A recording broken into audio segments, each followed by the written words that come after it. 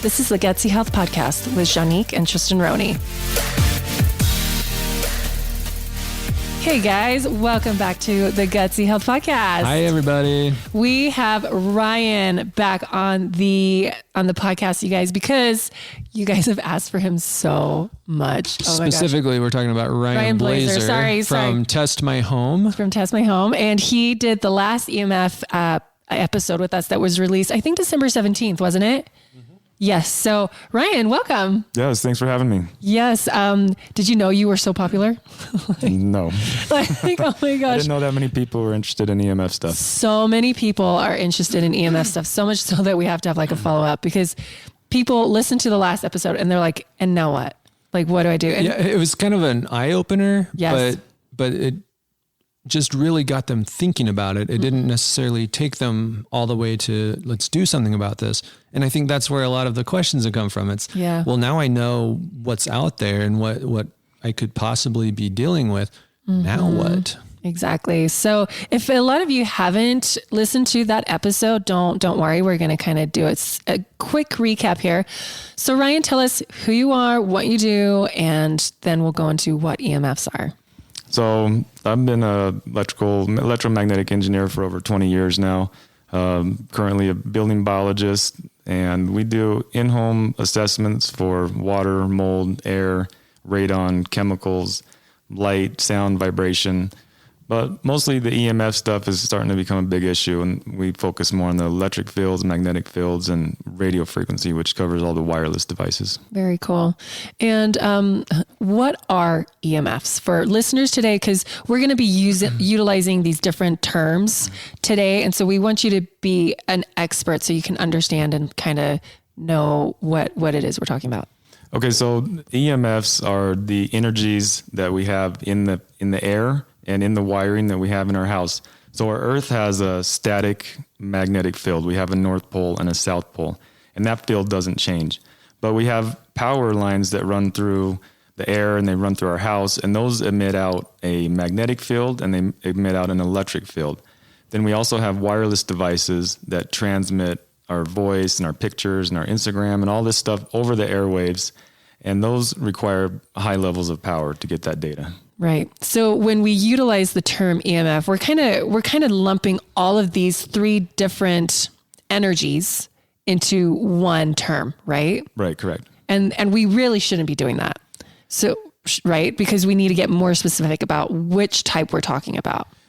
Right. You can talk about all of them together because they're all dangerous and it's all an important thing to talk about. But if you talk about them separately, there are different effects from each different category, and you also measure them differently, and they also have different sources. All right. So can you give us a little bit of a rundown about like which ones we should in general just watch out for? Like, because the first one was electric, right? That's the stuff we're going to get in our homes, in our wiring, that kind of stuff. Right. The electric field is kind of always there inside of a building. It's being emitted by wiring that has voltage on it. Right. So it's not like a frequency or anything like that. It is a frequency. It's resonating at 60 hertz, 60 times a second. It's going positive and negative. Okay. Is that dangerous? Because there's a lot of people that are like, what is a hertz, right? Well, if it's running through your body, I would imagine it's pretty dangerous. Right. It's called electrocution. Right. Exactly true. Yeah. So electric fields can couple onto our body and actually create currents inside of our body, which can affect our heart, our nerves, our cells, our DNA at that lowest level. Okay. So electricity, electrical, what would you call it? Sorry, electrical. Yeah, electric fields. So fields. Anything that has electrical component to it that you plug into the wall. Okay. And then there's magnetic. And where are we going to find magnetic? So magnetic fields come anytime you have current that's flowing through a conductive material. But where you're going to see the high magnetic fields is your ceiling fans, your blenders, if you have any kind of wiring errors in your house, if you have stray current on your water line, then those types of situations will create a magnetic field. All right. And then that last one you said, stray current on your water line. Yeah. What is that? That's kind of what you guys had in your house that we found. We had current coming in the water line, and it was using the ground that was going back into your panel to get back to the power substation. And so that's problematic because like really that magnetic field should be grounded to like a copper wire in the ground outside your house, right? Right. It shouldn't go through your water pipes. EMFs because it's going to emit this this ginormous magnetic field throughout your house, correct? Correct. Because in traditional wiring, you have your hot and then you have your neutral, and those two lines will cancel out. But when you just have one line that's going, if you have current just on the water line, it doesn't have a return path that's canceling that out. Okay. That's getting kind of technical. I'm even getting lost, and I feel like I understand EMFs pretty well, but I'm like, okay, well, maybe we can circle back to that and really go into the nitty gritty. Well, and also it may be, even if you did understand it, it's not something that's necessarily easy to look for, right? You would have to do some testing and probably work with someone who understands this stuff pretty well to figure out if you have that and how to fix it anyway. Right. So hiring someone like Ryan would be really important to figure out if that is happening in your house. Did they do that more with older homes, or are they doing that with like newer homes? So newer homes, that particular problem's not as big of a concern because you use PEX, which is a plastic. It doesn't conduct electricity for your water line. Older homes, they ground to the water line, and that's when you get more of that situation. Because those water lines were made from copper. Correct. And so they just used the water lines made from copper to ground the magnetic fields, and now it's just going all throughout the house. Correct. Gotcha. Okay. And then radio frequencies, that's our cell phones, our wireless, our everything that is convenient and wonderful and that we're addicted to and we don't want to let go, right? Correct. But also some things that you may not expect to be on that particular list, like I don't know, our baby monitors, your vehicles, in the newer cars. Oh my gosh, right. Microwaves? Microwaves when you're using them. Yeah, when they're on. Yes, right? Correct. That's a bad one. Okay. So hopefully you guys got a little bit of a rundown about what these different types of EMFs are, where you see them, where they're problematic. Now, we had a bunch of you guys ask questions and by the way, sorry, if you feel like we went through this too quickly and you want a little bit more depth on that, go back to our last episode, December 17th on EMFs. And that was in 2019. That was last year. And you can get a lot more detail on that. Yes. But because we've already had that episode, we wanted to go into some of the questions that episode brought up for people. Totally. So that's kind of what we're going to kind of focus on today, right? Exactly. Okay. Exactly. So this is kind of like a nice little bonus episode for you guys. All right. So I've had a lot of people, 5G is a hot topic and nobody knows anything about it. And yet we're all terrified and we're seeing 5G on our cell phones. Ryan, what do we need to know about 5G? Yeah, so 5G is the next generation of cellular technology. We had 1G, which was just your basic cell phone. Then you had 2G, which put text messaging in there. And then you had 3G, which started to add some data. Then we had 4G, which threw in video. And now we're going to step up to 5G, which takes all of those, but it also makes it much faster and much higher bandwidth. Okay. But the more harmful thing about 5G is they're going to make it much more concentrated. So they want to put cell towers every 100 yards or so, so that you can be connected all the time, high-speed data everywhere. And they want to put it on the satellites. They want to make it a worldwide thing. And so the thing that's kind of scary about that is if you want to get away from it, if you want to tune out, if you want to turn your cell phone off, be disconnected, it's going to be really hard to do that because you're going to be immersed with this 5G EMF technology. So how is that different from like 4G? Because if we want to disconnect from 4G, we just put our phones on airplane mode, right? Right. So how is that different from 5G blasting us and we put our airplane mode, like our phones on airplane mode? We're still getting blasted. Correct. Okay. Yeah. So what do we do about that? What are our rights? Like moms want to know, like, what is the best thing, the healthiest thing that they can do for themselves, for their children, for their environment, their schools, because it sounds like we have no rights around this. So can you go into that a little bit more? One thing that you can do right now that a lot of communities are doing around the United States is getting involved with the local group and talking to your city council. And there's a lot of local groups that you can find on Facebook. And you go to the city council and you tell them, look, we don't want this technology. We at least want it limited. Don't put it by our schools. Don't put it by our nurseries. Don't put it by our hospitals. Right. Don't put it in my front yard. Speak up about it because right now the FCC and these companies are coming in and they're just installing this stuff wherever they want. Wherever they want. And so you might have one pop up in your front yard, on the telephone pole and the light pole. And there's not much you can do about that. So right now, before this stuff gets fully implemented, go up and say something to your city council, talk about it, say, we don't want this. Like we really have no say in where it goes. it could go up in our backyard, like right outside our backyard. Right. Absolutely. That is unbelievable. Okay. So do you know of any Facebook groups, like large organizations that people can start like Googling and researching, or you just go on Facebook and type in what? Just go on Facebook and type 5G or no 5G or anti-5G and just do a little search and you'll find something. Alrighty. Yeah. Every community has their own little group. All right. But for now, if we have 4G, like we can put our phones on airplane mode, right? That's correct. Okay. Now, I also found, I was looking into this, in the iPhones at least, if you go into the settings, you have the option to turn off LTE. And LTE, if I remember right, it's like the 4G thing. And so I kind of wonder if turning off the LTE will also turn off the 5G for people. So we actually kind of tested that when when Ryan and I were upstairs testing cell phone, like how it was emitting.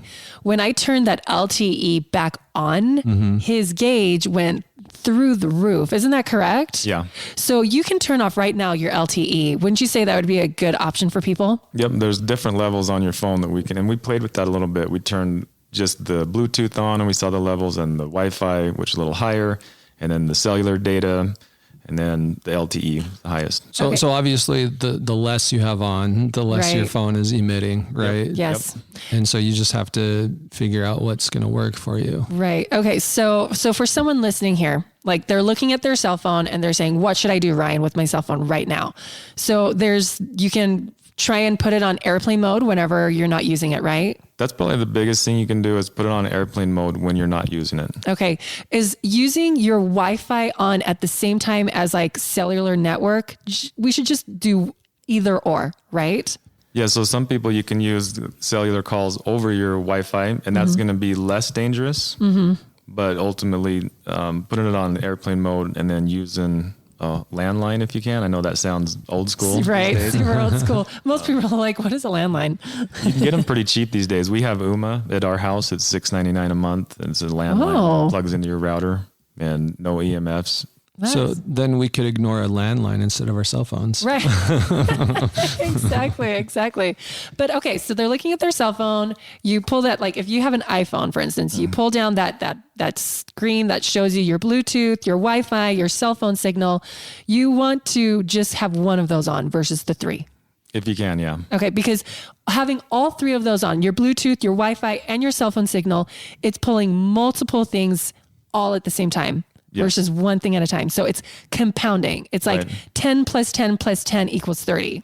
Right. It's not like 10 is covering all three bases. That's correct. It's additive. All these signals added together are additive exposures. Okay, so I want to talk about this for a second because there was this article that came out a couple weeks ago in KSL where there's this company in Salt Lake claiming that the Wi-Fi emissions of the cell phone or the frequency emissions of the cell phone is double that of the legal limit. And Apple responded and said, no, when we tested it, it was within the legal limit. Is this what they're talking about? Apple measuring it on one signal versus all of us having three things emitting at the same time. And it's that accumulative response that we are measuring. Is that what they're talking about, do you think? Right. So when they set the guidelines for the cell phones or any wireless device, they're testing it singularly. They take it into a room that's shielded and they test these devices one at a time.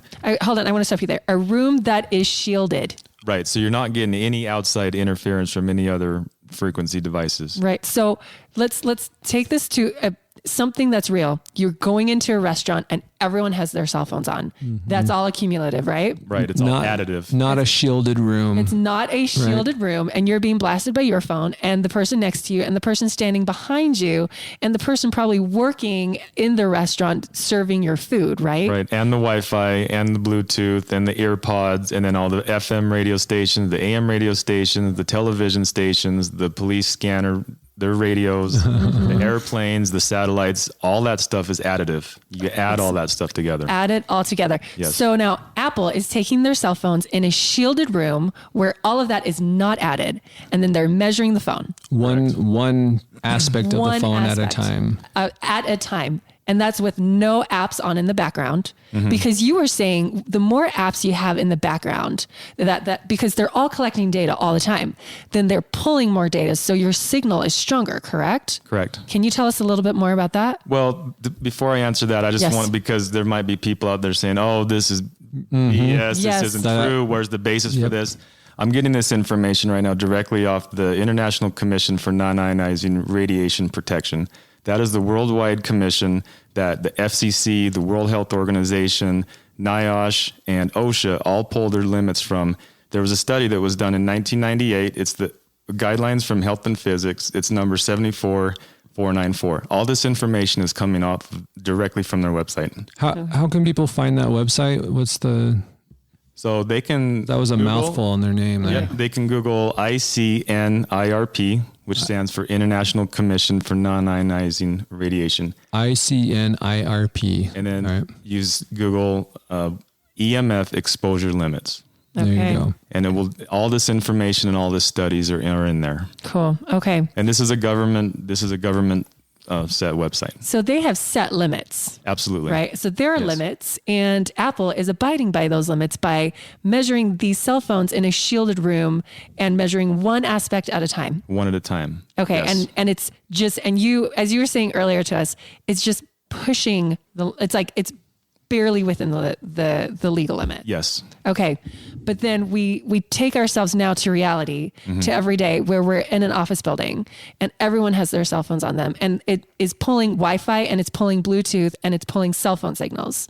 So most likely above the limit now of what's legal. Absolutely. Way above the limit. Okay. That's legal, not healthy. What's legal? There's a big difference there. And when it comes to government standards, they are very rarely optimal. They're minimal, right? Yes. Totally. Okay. So now we're pulling all of these things. We're not in a shielded room anymore because there's no shielded rooms, right? We're at our workspace. Everything is smart now. Everything is Bluetooth, and we're blasting ourselves basically. Okay. Above legal limits. Right. And nothing's being done. Yep. And I want to make a note that these legal limits are set at the point of where they start to measure your skin and your flesh heating up from the inside out. So that's when these levels are set from thermal effects, not biological, not long-term, not chronic, not cancer, from when it actually starts cooking you. Wow. And that, we say this all the time on the show, but that is really important, that long-term effects of these things have not been studied and are very unlikely to be studied, which means that you are the guinea pig. We are. Yep. Your family are the guinea pigs. Yep. Then there are actually some studies now starting to come out, not necessarily on the full long term, because a lot of this stuff has only been around the last 20 years. Right. But there are studies that are starting to come out that are linking it to cancer and brain tumors and neurological effects and a whole range of neurological problems and chronic illnesses. If you go to the BioInitiative report, Google BioInitiative report, and they've put together all the studies up to date and categorized them on their effects. And there's a bunch of peer-reviewed studies there that you can look up and pull up and see what this stuff is actually doing to us. Right. That's kind of discouraging. I want to be really honest. But there's things that we can do, like what we were saying earlier was put your phone on airplane mode. I don't want to jump the gun too much, but Ryan and I, we're working on something to help people, and I don't know when we're going to get this out, but hopefully we're going to start seeing movements where people are waking up to this and they're saying, you know what, we need boundaries. Because what are we seeing right now with people and technology? And you nailed it. You said, we are addicted. Please tell us more about this that you're seeing. And I mean, like Tristan and I, we counsel nutrition, and people are addicted to food, right? And so it's like, okay, let's look at it as it is and realize that you are chemically addicted to this food. And then we retrain ourselves away from that so we can eat nourishing food so you can heal your body. We're seeing this with our technology where people can't let go. Right. Absolutely. Yeah. And so, I mean, for the last 20 years, I've worked in the commercial and industrial industry, setting the standards for public and private health, in the work industry, making sure a lot of these standards are set and they're followed.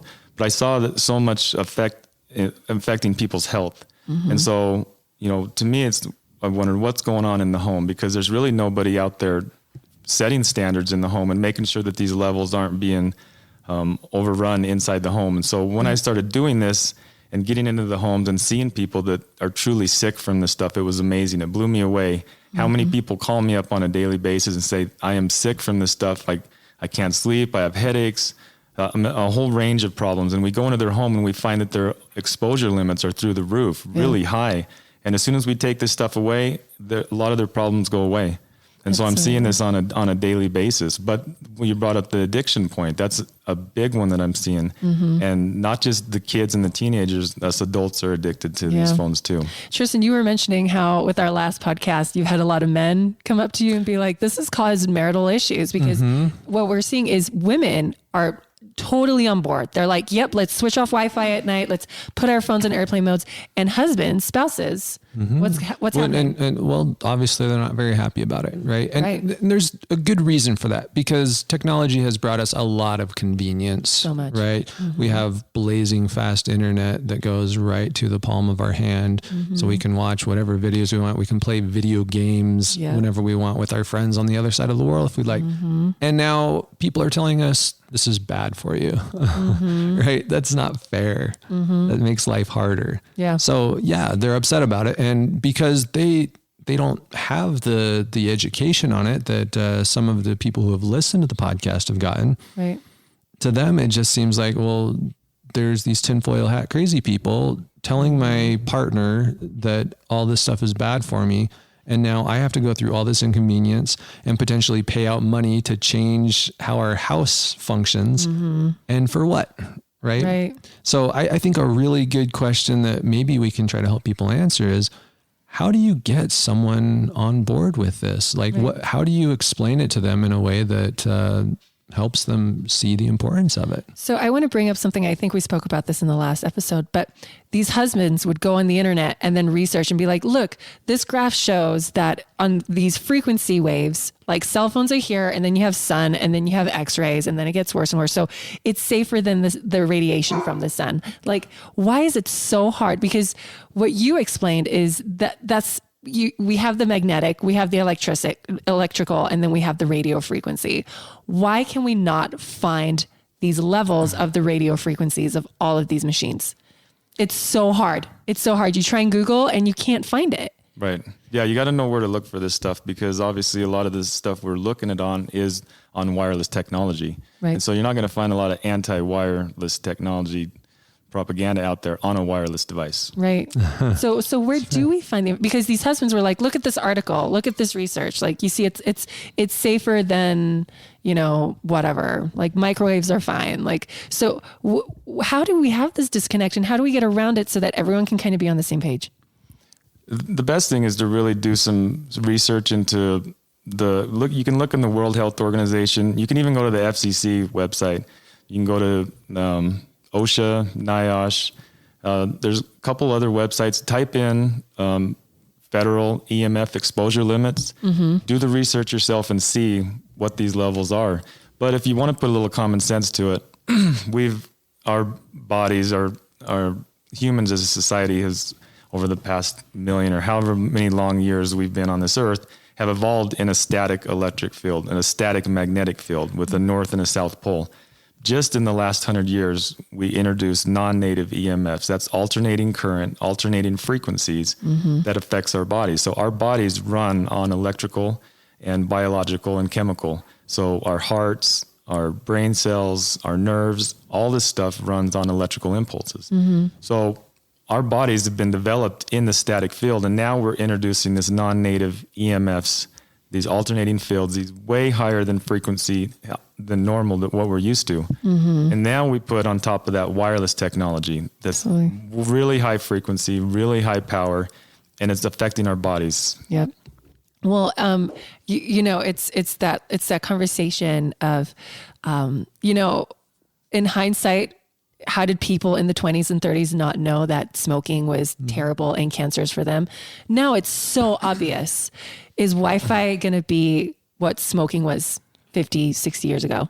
And I think yes, like in 50, on that note, years. You can go back to like the 70s or 60s, and there are some today very prominent politicians who back then are on record defending smoking and saying, it's hogwash. It's not bad for you. Right. It's not bad for you. Right? Like, I think in 50 years time, like our grandchildren are going to be like, what were you guys thinking? Maybe like, hopefully. I don't know. I mean, or maybe it'll just get worse and worse and worse. Maybe it will. Maybe the information will be controlled well enough that it never really becomes a mainstream. I think we're better than that. I think people, when we band together, like we can push for change. Like, but we all have to be educated and united on this, right? And so far, what we're seeing is husbands and wives can't be united on this.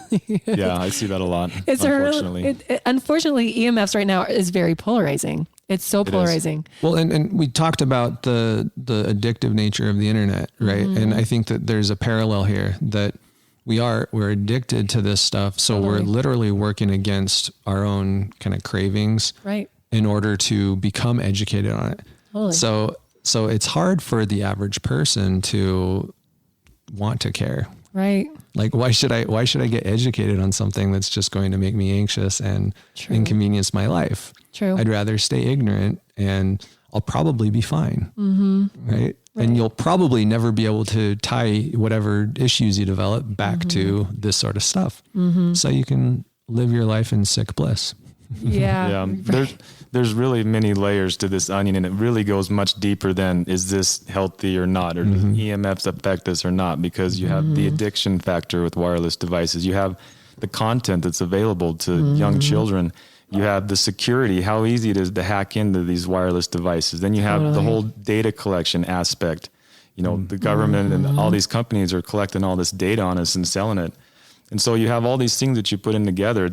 And then you have the psychological effect from the addiction and the disagreements in the families. It's a really deep topic that we're talking about. It is. This is like a vaccine conversation.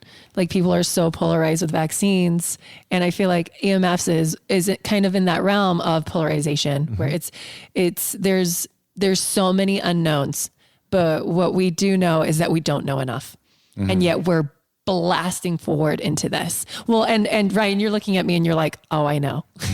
Like, Ryan knows, like, he's the expert. But what I'm saying is, like, we don't know enough as far as like the accumulative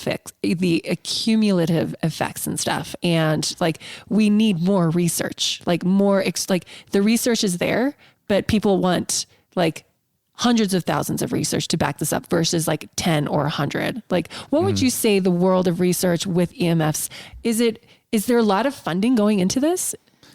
Not as much as there should be. And the problem is that we're not seeing the long-term effects yet because we're not in the long-term stage yet. We're experimenting on ourselves. 20 years ago, if you think back, was when first cell phones were just coming out. True. And so in the last 20 years, we took a bunch of baby steps to get to where we are now. But if you look back to where we were then, it was a different world. Right. It was a different place. Right.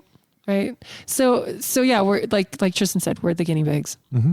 Right. So, okay. Anything else we want to say about this? Because we have a bunch of, I do have one last thing to say about this. And here, while we don't know a lot, here's what I do know, that with almost everything we talk about on this podcast, it seems to make a lot of sense for us to go back to what our ancestors were doing. Mm-hmm. Right. Totally. That when we were eating real food, particularly food that we knew who was growing it, people were healthier. Yep. Right. Exactly. That when we were interacting with the world around us, the way that our ancestors do, where we're actually interacting with it and not through a screen, we do better. Yep. So I don't see how this particular thing would be any different. Right. Even if we're absolutely wrong about the physiological effects of this, which I don't think we are. No. We still would benefit from minimizing the amount of this technology that we allow to infiltrate our lives and spend our time interacting with the real world more. Totally. And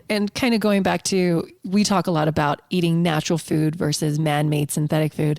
What you were saying earlier is like the electrical currents that our bodies make, that the earth makes, these are natural. Right. What we're dealing with, what we put in our pockets, what we're looking at on screens, these are unnatural frequencies. These are unnatural, waves. Mm-hmm. What would you even call it? Are they waves? Are they frequencies? What are they? Waves are frequencies, but they're variations of current and voltage in time, if you want to get scientific about it. But yeah, I mean, you nailed it on the head. You couldn't have said it better. They're unnatural. They're unnatural. And we are not only are we exposing ourselves to these unnatural waves, but we're bombarding ourselves with them. We're wearing them constantly 24/7 with our Apple Watches, with our cell phones in our pockets, with our iPads, with our kids' toys, with our kids. Like they all are like, it's everywhere and it's unnatural and our bodies are not used to this. Which once again is not to take away from the fact that there are benefits to these things. Totally. Because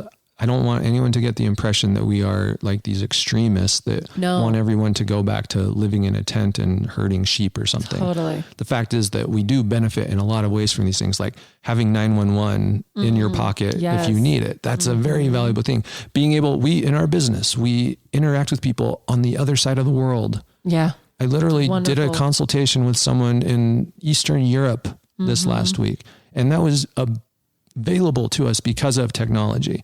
So we're not saying we need to completely get rid of the technology. No. What we're saying is we need to limit how much of our lives technology is able to take over. Totally. Right. And to add to that, we're not against the internet. We're not against technology. We're not against these devices. What we are against, and I shouldn't even say against, but what we're warning and what we're trying to limit is the EMF exposure that's coming from the wireless portion of this stuff and the electrical fields and the magnetic fields. Right. And there are ways that you can use this technology safely. There are a lot of things you can do. So you can still have all of these comforts. You just got to do it in the correct way, and you got to be educated about it. And that's the problem, is that we're not educating ourselves or our kids about how to use these devices safely. Right. And not just the EMF portion, but the addiction side, the content, the safety, the security, all these things need to be talked about. They need to we need to be teaching the kids in school about this stuff, because there's a lot of scary stuff that these kids can be getting into with these devices. Right. Dangerous stuff. And so the education needs to be there. It's just like cigarettes or drugs or alcohol. You can't just give this stuff to immature people. You got to have the education behind it. Well, and what we're saying is you don't have to become a monk. You just need to have boundaries, you know, and this idea of having boundaries with technology is a completely new concept. No one's ever talked about this. Maybe people have, but like, this is new to our world of like, hey, putting Wi-Fi off at night while everyone's sleeping. Something as simple as that. Like no one needs that. So switch it off. Having your phone on airplane mode whenever you're not using it. Boom, easy, done. You know, you don't have to think twice about it. Or having your phone more than 20 feet away from you when you're not using it, and putting the ringer on loud so you can hear it when someone's calling you if you need that convenience. But it's that versus having it in your pocket all the time. So have it 20 feet away from you so that's a healthier realm.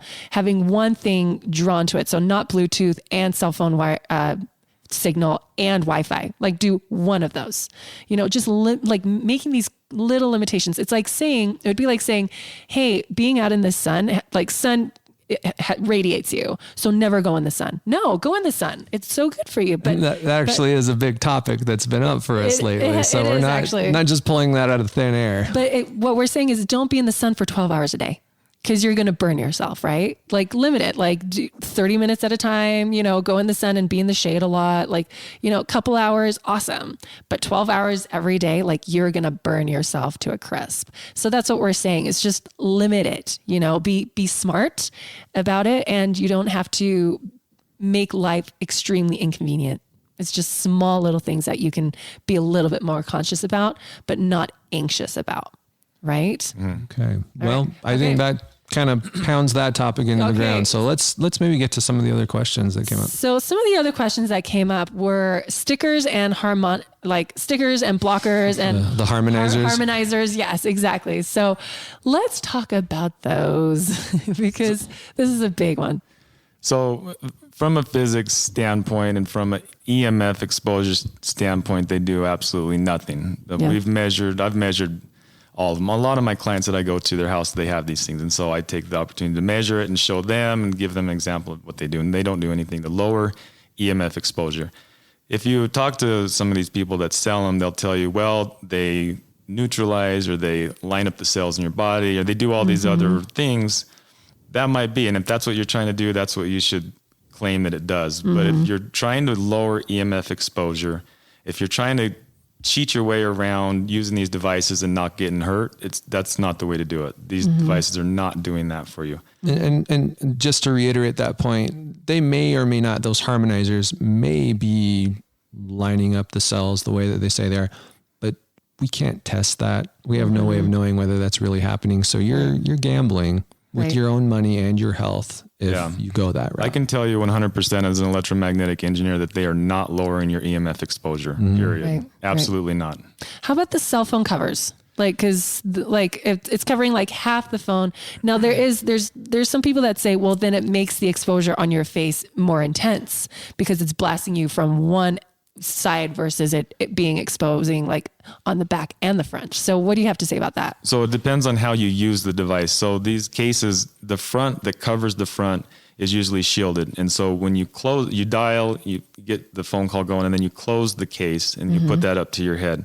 What it's supposed to do in theory is bounce off of that cover, the signal, and bounce it back away. There's a couple problems that can happen with that. If the cover is in between the cell tower and the phone, then the phone is going to have to work that much harder to get its signal back to the tower, because the phone will regulate its power based on how far away it is from the cell phone tower. And it does that to save battery life. So if you're putting shielding in between the tower and the phone has to kick up the higher power. What that's going to do is radiate your hand more and potentially radiate your head more. Gotcha. And another problem with that is a lot of people use their phones with the faces open. They're scrolling Instagram, they're scrolling Facebook, they're sending a text. What's going on then is they have the cover flipped around to the back side and they're holding it in their hand. So now all of those signals that should be sent into the tower is being reflected directly at their face. At their head. So it's a reflector, basically. It's a reflector. You got to look at it like a mirror. So if you are going to have those cases, you need to hold it open like a book when you're looking at it from the front. Gotcha. So it's a really iffy thing. I'd recommend some different strategies versus relying on that. Like what strategies? Like talking on a speakerphone or getting devices that you can plug into the phone, and it has a handset that you can put up to your head, and then you can set the phone up on your desk up to 3 feet away. Okay. So you would say 3 feet is a safer like exposure. Much better than up against your head. I mean, every inch is going to matter, right? Yep. And I think it's worth noting too that some of the testing that they do with that exposure, they're assuming a certain amount of distance between your head and the phone. And a lot of people aren't doing that. They're literally touching their head with the phone. So, and at that close, it amplifies dramatically. That much more. Yeah. If you read a lot of the instruction manuals for these phones, they'll say you actually have to hold it, 5/8 to an inch away from your head. And who does that really? And that's to be at the maximum exposure limit. Wow. So keep it away from your face, put it on speaker. Don't use earpods, right? The AirPods, is that what they're called? Wireless are pretty, earbuds. those are very, very strong EMF. They very are? Strong, yeah. We don't have those. I wish we did so we can measure them. But so just use wires, guys. Yep, get wires. some really pretty earplug wires. Some people take it even further. They say that because the earplugs themselves are electrified, that you need to use a non-electric headset, if that makes sense. So it's literally just a tube, and it transmits acoustically to your ears. Oh, I see what you're saying. Interesting. Yeah. What do you say about that? Yeah, so you can go, that's at the last 10% that we're working with here. So the antenna is in the phone. So the key is to get that antenna as far away from you physically as possible. Okay. But yeah, those devices that you're talking about will decouple the electric field that's coming from the phone from your head. Gotcha. Through the plastic tube. So it does make a big difference, but the exposure level coming off the antenna from the phone is much higher than the electric field. Than the electric field. Right. That totally makes sense. Yep. Okay. So what about solar panels?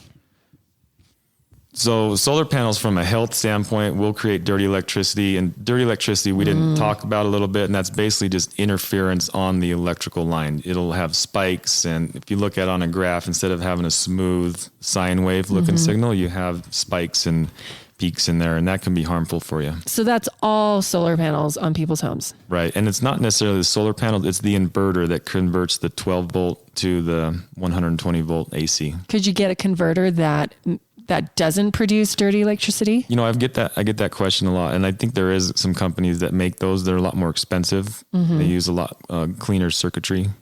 So if someone is wanting to install like solar panels on their home right now, what questions should they ask? I want a converter that doesn't convert dirty electricity. Right. One that doesn't produce electromagnetic interference on the line. And it's funny, we're talking about, I had a client not too long ago that had some, and I was asking about, is this worth it? Are you glad you did it? And he said, more or less you're paying for the power in advance with solar panels. Oh, yeah. Totally. Yeah. Our old house had a solar panel thing on it and it was expensive. And then we just sold the house anyways. They said it would raise our home value and it didn't, but that's okay. That's a different story for another time. So what about people that are buying, okay, hold on. Going back to the solar panels, would you recommend people just do geothermal? Geothermal is good if you have that type of ground heat available. Okay. It's not available everywhere. So that's true. But it's probably worth doing your research, right? If you're interested in getting solar panels, if you already have solar panels, do your research. There may very well be a good solution out there. And if you can find that, it's probably worth paying whatever it costs in order to have that availability. Because there are a lot of great environmental benefits to going solar. So we don't want to discourage people from doing that. Right. That's a good point. Yes. But protect yourself. Yes. Right? That's a great point, babe. Okay. So let's talk about like buying homes, buying old homes, building new homes, and neighborhoods. So let's start with when you are buying an older home, what do you want to look for? So maybe to back up just a little bit on that, looking for a home in general, I think that it's becoming more and more common knowledge that these EMFs are becoming damaging to our health. So if you're looking at a home and it's right next to a cell tower or it has high tension power lines running through the backyard, that's probably not a good investment because it might not be mainstream now, but in 20 years from now, you might have a really hard time selling that home because people are going to be on board with this stuff and saying, hey, that has a really high magnetic field coming through it because of these power lines, or I'm right next to this cell tower. Now we know that causes cancer. That's a really good point. In 20 years time, your home value might drop significantly. Because people are catching on like wildfire. Yes. I think. And if you happen to live in a home right now that has those high tension power lines, and the high tension power lines, I mean, those big power lines that transmit the big power, not just your little ones running through the alley. If you have those within 200 yards of your house or a quarter mile, it's probably a good idea to sell that home now before a lot of people get on board with how damaging that stuff is. Sell while the market's hot. Right. Because who knows when this is going to catch on, right? Yeah. So the power lines that run through neighborhoods, is it like, that's fine, right? I'm talking, so the little ones that your house hooks to directly through that little gray box, bucket looking thing, those little small ones, they're not as bad. When we measure those, the influence of those is really small. I'm talking about the main ones that feed the neighborhood or feed the whole town. So, and they're, unfortunately, that's pretty common to have those. They run those right through neighborhoods. Okay. All right. And so to answer your question about what do you look for in an older home, homes that are pre-40s or 50s that have the old knob and tube wiring, those are really high for magnetic fields. They're also, I'm starting to hear that they're getting hard to insure. So if you have that type of wiring in your home, it's a fire hazard, a shock hazard, high magnetic fields, then you might have trouble insuring those homes. You said knob and what wiring? So they call it knob and tube. And what it is it's the two separate lines, the hot and the neutral, are separated and they're hooked on little knobs and just pounded on the wall, inside the wall. Okay. But that's in the 40s and earlier. So basically, if your home was built before 1950, you probably want to ask about that. And if it is that knob and tube, you're either looking at rewiring the whole house or it's not a good idea. Right. Absolutely. Okay. All right. Yep. And what about like new homes? Like what are all new homes really clean? Do they have what should we know about that? So, and that might be another topic because we inspect for air quality and radon mold and everything. And so there's a lot of air quality issues that we talk about with newer homes because they're so airtight. But as far as EMFs, one thing in the new homes that they're not doing is they're not putting the wiring in the walls that's required for an in-home network. If you want to hardwire your home and get completely away from wireless, which is what I recommend and what we do at our house, a lot of these newer homes, they're just relying completely on wireless technology. So they're not putting all the speaker wires and your network wires and your telephone wires in the walls like they used to. Right. In 2005 and to 1980, most of those homes have a lot of the wiring pre-wired into the home, which makes it really easy to hardwire your house and get rid of the wireless completely. Mm-hmm. So if you're building a home, you want to do wiring. Absolutely. Put a phone in there, put the network, the Cat 5 and the speaker wire and your cable. Yeah, the coax cable. And it's really cheap to do. And even if you don't plan on using that cable now, resale value is going to be much more valuable in the future if you have these homes already wired. Because once the walls are up and the drywall's up, very hard to get those wires to your house. Very, very hard. Cool. That's a great point to put up. Okay, so when people are trying to look for good neighborhoods to move into, what should they be looking for? No, like we mentioned before, the big wires are no, the cell phone towers, no. What else would you recommend that people are not living nearby or should be mindful of when looking for a neighborhood? Are we talking just EMF stuff or just in general? I mean, because let's go a little bit more general. Let's go more general, because it doesn't do any good for a person to find an EMF friendly house that has other problems, right? Yeah, in a toxic swamp or something. I mean, some of the obvious ones are if it's by a big freeway or a big highway, then you're going to get some carbon monoxide and you're going to get pollution coming off of that, plus noise and vibration. If you're by a big factory, if it's a big building with a bunch of white smoke or colored smoke coming out of it, you got to ask those kind of questions. Also farms or orchards where they're going to spray a lot of glyphosates or pesticides and herbicides that could drift over into your yard. These are all things you want to look for buying a home, because not just for the health and safety reasons, but for resale value down the road. Right. There was, what was that research paper that came out? It was done in Europe or in England, and it showed that the closer to a freeway you lived, the higher rate of I think it was cancer. Was it cancer? The higher rate of cancer people were experiencing. But I think generally health issues tend to go up quite a bit as you get closer to the freeway. And there's a lot of reasons. Probably noise pollution is a big factor in that as well. Yep. We used to live kind of close to a freeway. And we did. It was awful, but there were some neighborhoods that were like up on a hill and the sound would just be funneled right into the neighborhoods. And it was unbearable. And I don't know how people could handle living there, because it just made me feel crazy whenever I was in those neighborhoods. Okay. So another question someone asked was, where should we put our routers? As far away from the sleeping area as possible. Okay. And still being able to get your connection. All right. What I want to emphasize to people is walls do not block the radio frequencies at all. So it doesn't matter that there's 3 walls between you and the router, or that it's below you. You're like, well, I'm on the 2nd floor. It doesn't matter. Right. Like, it's still going to hit you. So you want it as far away as possible. How many feet would you say is a safe distance, or is that going to depend on the router and how much it's pulling? It depends on the router. There's these super turbo routers out there that can blast up to a quarter mile. Sometimes we can pick up the neighbor's router pretty easy. How are those legal? Like, how do they measure the legal limits for those? Do you know? So the FCC sets the legal limit at 9 watts per meter squared. Okay. And so as long as it's within that range, it's legal. So can you dumb down for me? Because 9 watts per meter, that means nothing to me. Right. Like nothing. So how can I understand this? Like, explain it to me like I'm 5. It's very powerful. Okay.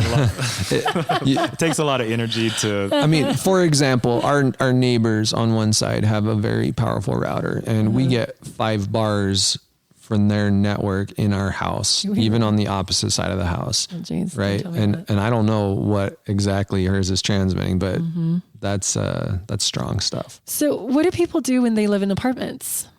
That's a tough one. Someone that's sensitive, that's in an apartment or a townhome, and they come to me and they are truly sick, and the EMF exposure limits are really high. A lot of times, the best thing is they need to move to a better location that's a little more healthy for them. Because when you have neighbors on 4 or 5 sides of you that you can't control what they're doing, right?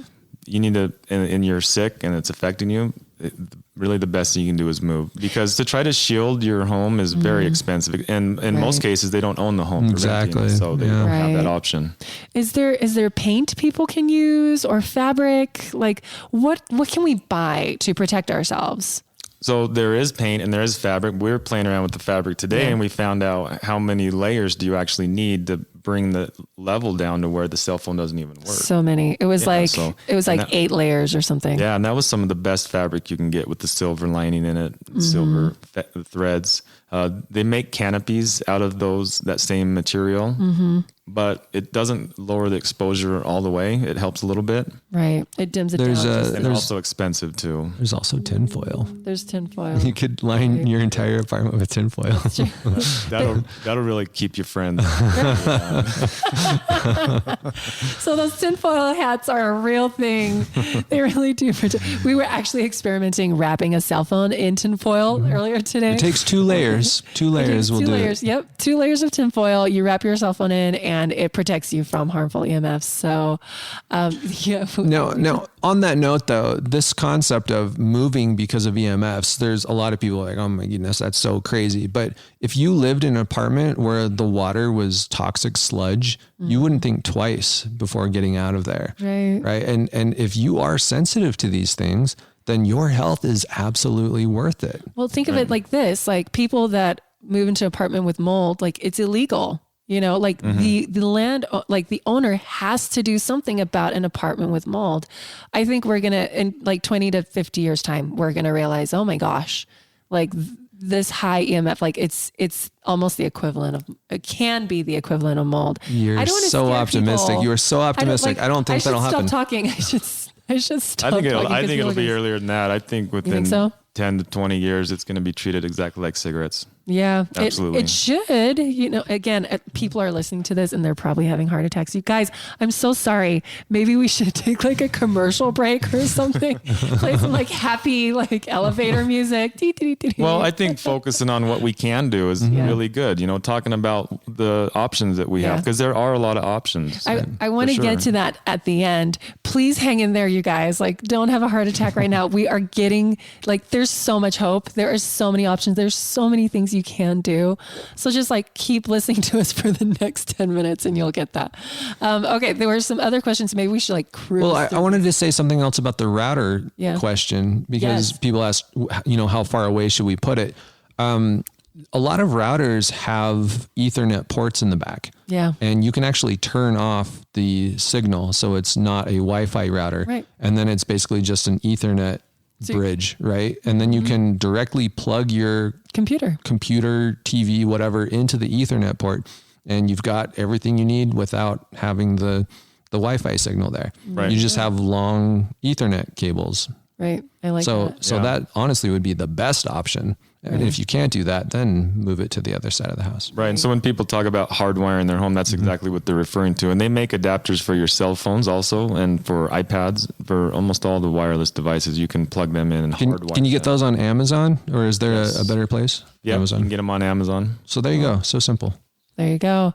Okay. Products to purchase. Have we already kind of covered that? What can we talked about the fabric. We talked about the paint. Okay. So, so that's a kind of a loaded question too. So purchase to do what exactly? Because I think maybe they're referring to some of these cheater devices, the harmonizers, the stickers and stuff. And so, we talked about that a little bit, but just be careful of all those kind of devices that promise you put this sticker on and you're going to be fine. An analogy I like to make is, because they say like the shungite will absorb some EMF, and it will a little bit. And so putting on a shungite necklace, though, is not going to block you from EMF. It's like putting on a necklace with little sponges and then jumping in the pool and saying you're not going to get wet. Right. Because the EMF is coming from all directions. It's fully immersive. And so unless you're wearing a complete shungite suit, there's no way that you're going to keep it off of you. And so in spite of what some of the marketing says, the shungite is probably not creating a field around your body. No, there's no shungite aura that you can rest in and be safe. Exactly. Maybe we should get to, so what can people do? Like, because there's a lot of questions that, should we cover alternatives to security systems? Because everyone now has these Wi-Fi security systems. Basically get a security system that was like in the 90s, right? Yeah, like we used to do it, have it wired. And a lot of these companies that are around today were around back then, and they know how to do that. Okay, so wire your security systems. All right. So what do people do? Like, hold on. One more question. How far should you sleep from your phone? Like, what can we do about that? So I recommend at night when you're done using your phone, put it on airplane mode and also make sure your Bluetooth and your wireless is off. So most Samsungs, when you hit airplane mode, it shuts them both off or all three of them off. But on Apple's or iPhones, you need to shut them all off separately. Okay. And so once all those devices are off, your phone's kind of free game. You can set it there by your nightstand if you want, or put it on your pillow, whatever you do with it. It doesn't matter at that point. Me personally, I charge it in the other room because we turn off the circuits in our bedroom. Your bedroom. So I just plug it in the kitchen downstairs and let it charge, and then in the morning come down and get it. Cool. But yeah, so if it's on, you want to have that as far away from you as possible when you're sleeping, at least 20 feet, at least. You're still over the exposure limits for what these should be in a sleeping area when it's that far away. Okay. So that's action plan 1, put everything on airplane mode. Action plan 2, shut down everything at night, like switch the Wi-Fi's off, unplug them. Smart TVs, you guys, we spoke about this in our last episode, but with your smart TV off, it's still on and it's still emitting a radio frequency. Unplug that at the wall or at some kind of outlet. Make sure there's no electricity going to it, turning it on. So there's a little bit more of a convenient way that you can do this that we've been practicing lately is putting these devices on timers. So that way you don't have to worry about it. So you say, okay, we go to bed with no technology past 10 and we're up in the morning at 7, going at 8. So from 10 at night to 7 in the morning, this stuff is off. Yeah. We have a timer. It's on the wall. You don't have to think about it. You can put your router, you can put your smart TVs, all these devices that are plugged in, your Xbox, the stuff you use, have that stuff on timers. Or you can think about the other way around is, from 3 to 5 or from 7 to 9, this is our internet or our technology time. And this is when these devices are on. And you can have them set on a timer. So it's automatic, so you don't have to think about it. The rest of the time, these devices are off. They're not radiating you. Right. And also you don't have the temptations to jump on and start scrolling, and using this technology. Totally. And I like that when the technology is on between we'll say 5 and 7 and everyone can get on technology and then it goes off, heaven forbid you hang out with each other, right? Right, exactly. Yeah. Because when you're on technology, you're isolated in your own room away from family. And then when the technology goes off, everyone kind of comes together and they're like, well, what do? Let's play a board game. Let's do puzzles. Let's read together or, let's actually hang out and spend time. I know when my cell phone is on airplane mode, because I put it on airplane mode a lot and people get really upset. It's so freeing for me. It's I'm not getting messages pinging at me. I'm not having my to-do list constantly blinking at me. That releases stress and cortisol in my life. Every time my phone flashes at me, it was so funny. I was at an appointment, here's one of my beauty secrets. My lashes are fake, you guys. I know. Everyone is super shocked when I mentioned that on Instagram, but they're not real.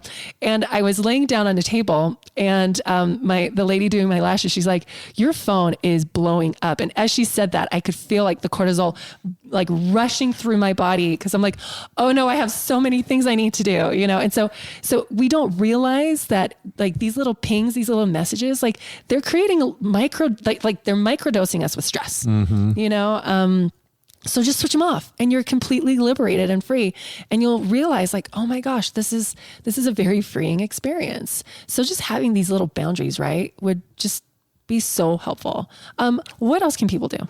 Well, and to add to that a little bit, I hear a lot of times, well, I can't turn my phone on airplane mode. I'm on call, or I have kids that are out, or I'm expecting a phone call, or, what if something happens with a friend? So all these different things, that's totally understandable. What you can do is get a house phone. And Uma, we talked about earlier, Uma, $6.99, super cheap. Just get a house phone. So that way, when you walk in the door, and if you even want to go one step further, you can forward your cell phone to the house phone. Oh, it takes literally 10 seconds. Yeah. That's star 67, the number, boom, it goes right to your house phone. There you go. I like that so much. What else should people do? People that have baby monitors, white noise machines, what can they do? What should we do around babies? Babies are certainly an area that we want to be really cautious with EMFs because their cells are dividing really fast. They're growing really fast. They need all the help they can get. And so baby monitors, I test those a lot and they're actually really, really high. So, just think about what did we do 20 years ago, 30 years ago, 40 years ago. Everybody survived just fine without a lot of this wireless stuff. Really, a lot of it comes down to a little bit of a lifestyle change of what can we do instead? You know, these are convenient, yes, but they're causing more of a health issue. Yeah. You know, especially you bring up baby monitor. You know, that's something that, you know, I'm real passionate about. I'm trying to make sure that, you know, we do healthy home assessments for just nurseries and for new mothers to make sure that the room is super clean, you know, organic, healthy air, no VOCs. But EMFs is a big one. Don't have that baby monitor there. And if you have to, have it across the room. Put it as far across the room as you can. Okay. Awesome. Seriously, someone needs to create a line where baby blankets are like wrapped in tinfoil or something, protecting babies. I'm not even kidding. Like maybe this is like part of our next business. Yeah. We'll create another product line like that. Okay. That I think that covers a lot. Is there anything you want to close us out with, Ryan? Things that people should know, things that people should do. What's your parting words of wisdom? You know, I get a lot of different feedback from people, all the way from, you know, I can't live without my wireless, or this isn't healthy, or it is. And then what it comes down to is you have your own choice of how you want to expose yourself and your family. Mm-hmm. It's your choice with what devices you want to put into your life. And these guidelines that are set all across the board. We have guidelines from the building biology that are set just for health reasons. We have guidelines set from the FCC that are set really high so that we can get a lot of technology out there. You can choose. It's your choice what guidelines you want to follow. Yeah. And when it comes down to it, it's your own health. I like that. Thank you so much. Anything you want to say, Tris? No, I think that was good. I think we covered a lot of food for thought. And again, you guys, there's so much that can be done. I mean, it just takes like those minor inconveniences of turning things on airplane mode every now and then, especially with kids. Make sure you are pre-downloading movies, videos, games that don't require to be, you know, once it's downloaded to the device, then put it on airplane mode and let them play with that. You know, just these little things that take a little bit more forethought, and then a little bit goes a long way. You know, again, it's the inconvenience is so minor and it just becomes your new normal. But I think what we should end on is stress can sometimes be more harmful. Yeah. That is a good one. So let's really be mindful of your stress, you guys. Stress can make or break you. So everything you can do is going to make it better. And before you knew about this, you were doing probably the worst possible thing. So if all you can do is improve 10%, that's awesome. That's 10% better than it was. Right. And that's going to make a difference for you. So rest easy in that knowledge. Don't stress about the rest that you couldn't take care of. Exactly. And you guys, you spend a third of your life in your bed. So if there's one thing you're going to change, it's switching off everything while you're sleeping, because one, no one's using it. And two, that's a lot of time. That's a lot of time you're accruing together to minimize your exposure. So create a healthy sleep sanctuary and just switch everything off. And what else? We should probably tell them how to get in touch with Ryan if they're interested in learning more about what he does. Testmyhome.com is the website that you can go to and learn all about that. He does some really amazing stuff and he is full of brilliance. So you want to get to know this guy. Exactly. And thank you. Do you have any other platforms that people can get a hold of you, or is that the main one? That's really the main one. We have an Instagram page that we're getting going now, but really the website is got a lot of good information on it. My wife put that together. She did an amazing job. She really did. Yeah. Hi, Sam. How's it going? Anyways, Ryan's wife's name is Sam, guys. That's why I was just saying that right there in case that wasn't clear. Thank you so much again. Yeah, you bet. You guys, please leave a review if you love the episode. If you like the podcast, please subscribe, tell your friends, all that jazz. And we will talk to you next week. See you later. Bye. See ya.